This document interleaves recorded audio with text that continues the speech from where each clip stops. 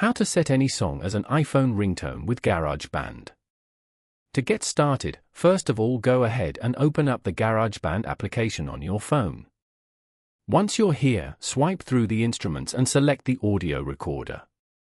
Now, tap on the track view icon in the top left to switch to the timeline editor.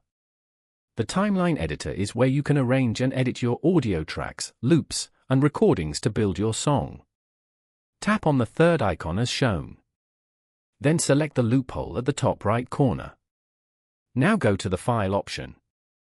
Select the song that you want to choose as the ringtone and add that track or song to the GarageBand. When the song is visible, drag the audio file from the browser onto the editing timeline. After all these, just tap on the down arrow and select My Song. In the GarageBand file browser, then long press the project you just saved and tap Share from the menu. Now choose Ringtone as the export format. A pop-up will appear where you have to save the name of the ringtone. Finally, tap on Export in the top right corner as shown. Now you can choose the sound as a ringtone.